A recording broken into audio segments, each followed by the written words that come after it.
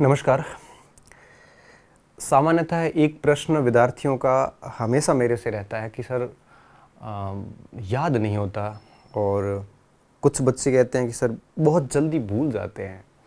बहुत कुछ पढ़ा था लेकिन अभी कुछ भी ऐसा लगता है कुछ भी याद नहीं है। ये सामान्यतः हर विद्यार्थी के मन मस्तिष्क में प्रश्न रहता है, क्योंकि जैसा वो सोचता है वैसा वो प्रश्न करता है। तो आखिर क्या इसके पीछे क्या साइकोलॉजी काम करती है कि जब इतना कुछ पढ़ा है फिर भी कुछ याद नहीं है, बहुत बार पढ़ा है फिर भी याद नहीं है, ऐसा क्यों लगता है कि हमारी तैयारी पूर्ण नहीं है। तो उसके पीछे की थोड़ी साइकोलॉजी समझने का प्रयास करते हैं आज इस वीडियो में। देखिए, सबसे पहले एक छोटा सा अपन एक एग्जाम्पल लेते हैं कि जैसे आप कोई एग्ज़ाम देने गए, तो उसमें जैसे मान लो 100 प्रश्न आए। 100 में से आप देखोगे कि करीबन 40-50 प्रश्न ऐसे हैं जो देखते ही आप बिना विकल्प आप आराम से आंसर निकाल लोगे। देखते ही पता चल जाएगा कि इसका ये उत्तर ये है। वो 40-50 प्रश्न ऐसे हैं जिसका देखते ही उत्तर निकल रहा है, उसको आप कहते हो आसान सवाल है। अब ज़रूरी नहीं है कि वो आसान है, वो हो सकता है आपके लिए आसान हो, कुछ और विद्यार्थियों के लिए वही प्रश्न बहुत कठिन हो। तो प्रश्न कोई भी आसान नहीं होता, कोई भी प्रश्न कठिन नहीं होता, ये आपके ऊपर डिपेंड है। आपने उस प्रश्न को अगर 3-4 बार पढ़ रखा है तो आपके लिए बहुत सरल है। किसी ने एक बार भी नहीं पढ़ा, उसके लिए वो बहुत कठिन है। कुछ प्रश्न ऐसे होंगे जो मेरे लिए कठिन है, कुछ प्रश्न ऐसे होंगे जो आपके लिए कठिन है। जो आपके लिए सरल था वो हो सकता है मेरे लिए कठिन हो, मेरे लिए सरल है वो हो सकता है आपके लिए कठिन हो। तो एक चीज़ दिमाग में रखिए कि कोई भी परीक्षा का प्रश्न सरल नहीं होता और कोई भी प्रश्न कठिन भी नहीं होता। ये उस बात पे तय होता है कि आपके वो 2-3 बार पढ़ा हुआ है या नहीं है। तो जब हम पेपर देखते हैं तो 30-40 सवाल ऐसे होते हैं 100 में से, तो 30-40% प्रश्न ऐसे होते हैं जिनको देखते ही हम उत्तर लगा देते हैं। तो उत्तर लगाने के बाद हम उसको सरल नाम दे देते हैं, बल्कि ऐसा है नहीं। एक्चुअल में बात यह है कि वो जो 30-40% सवाल थे उनको आपने कई बार पढ़ रखा है, कई बार आपकी नज़रों के सामने होकर निकले, इसलिए आपने उसको बहुत आराम से कर लिया, इसलिए आप उसको सरल कह रहे हो। कुछ ऐसे बच्चे भी होंगे उस पेपर में 80% सवाल सरल उसको मान के चलेगा, क्यों? क्योंकि उसने बहुत कुछ अच्छे से पढ़ रखा हो। तो सारी कुछ जो बातें हैं, सरल कठिन, याद रहना नहीं रहना, ये सब कुछ डिपेंड करता है तैयारी के ऊपर। मनुष्य मस्तिष्क की एक सीमा होती है। स्मृतियों की अधिकता के कारण हमारी जो मन मस्तिष्क के चीज़ों को विस्मृत करता जाता है, भूलता जाता है। तो हमें क्या करना चाहिए इस स्थिति में? तो देखो विद्यार्थियों, सबसे पहली चीज़ ये याद रखना, ये बात सभी के ऊपर लागू होती है। मैं भी भूलता हूँ, आप भी भूलते हो, हर विद्यार्थी भूलता है। तो हम अगर किसी भी कंटेंट को 3-4 बार पढ़ेंगे तो फिर वो हमारे एक प्रकार से मस्तिष्क में आ जाता है, और फिर जब परीक्षा देने जाएंगे तो निश्चित रूप से हम ये जज कर सकेंगे कि कौन सा विकल्प उत्तर नहीं है, तो डेफिनेटली उत्तर हम निकाल लेंगे। और अगर 5-6 बार पढ़ लेते हैं तो फिर वो उत्तर याद हो जाता है, फिर हमें विकल्प की भी आवश्यकता नहीं होती है। तो जितना अधिक बार पढ़ेंगे वो मेमोरी में याद हो जाता है। जैसे भारत की राजधानी सीधा दिल्ली निकलता है, इसके लिए हमें विकल्प की आवश्यकता नहीं है। क्यों? क्योंकि ये बहुत बार पढ़ लिया है। तो जितना ज़्यादा पढ़ा जाएगा उतना ही याद होने की एक प्रकार से संभावनाएं बहुत बढ़ जाती है। हम क्या करते हैं, 2-3 बार पाठ्यक्रम पूरा करने के बाद ये सोचते हैं कि अब उत्तर निकल क्यों नहीं रहा है। जैसे किसी ने पूछा फटाक से उत्तर क्यों नहीं आ रहा है, उसको आने के लिए बहुत बार अभ्यास चाहिए होता है।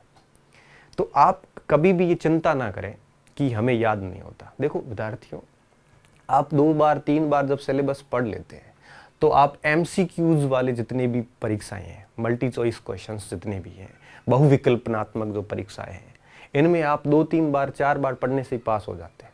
जब लिखने वाले परीक्षाएं होती है, सब्जेक्टिव पेपर होते हैं, जहां उत्तर लिखना पड़ता है, आपके पास कोई ऑप्शन नहीं होता, वहां 6-7 बार पढ़ के जाना पड़ता, तब उत्तर याद आता, अदरवाइज याद नहीं आता, क्योंकि विकल्प तो सामने नहीं है।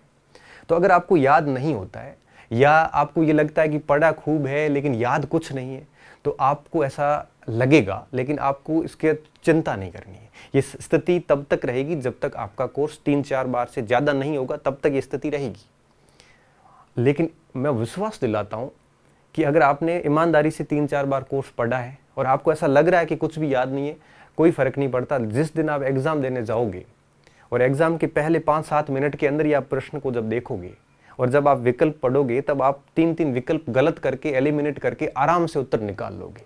वो 3-4 बार पढ़ा हुआ आपको महसूस होगा एग्ज़ाम के अंदर कि वास्तव में मैंने जो बात पढ़ी थी वो परफेक्ट है एकदम, और उसका डेफिनेटली आपको फ़ायदा मिलेगा।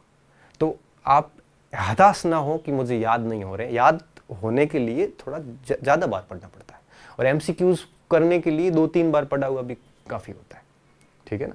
तो डरने की ज़रूरत नहीं है। अब देखो बात ये आती है कि अपन कोई प्रश्न पूछे अपन फटाक से आंसर दें, इसके लिए हमें 2 चीज़ें करनी पड़ती है।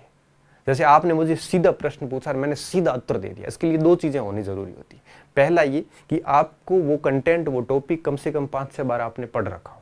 दूसरा ये कि आपने उसके ऊपर मनन किया हो, इमेजिनेशन की हो, सोचा हो उसके ऊपर।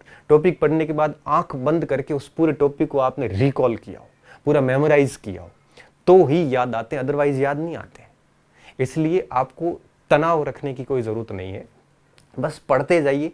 परीक्षा हॉल के अंदर गलती नहीं होगी। जब भी ऐसा तनाव आता है कि मुझे कुछ भी याद नहीं है, तब आप क्या करना, कोई भी प्रैक्टिस सेट लेना और उसमें प्रश्न करने बैठना। जब आप प्रश्न 5-7 करोगे तब आपको लगेगा यार याद तो है मुझे, क्योंकि आपको उत्तर आने शुरू हो जाएंगे। इसलिए अगर याद नहीं होता है और पढ़ा हुआ आपको ऐसा लग रहा है कि कुछ भी नहीं पढ़ा है, तो ये सामान्य मनुष्य प्रवृत्ति है, ये रहेगी। और ये तब तक रहती जब तक अपन पूरे पाठ्यक्रम को मनन नहीं कर ले और पूरे पाठ्यक्रम को 7-8 बार ना पढ़ ले।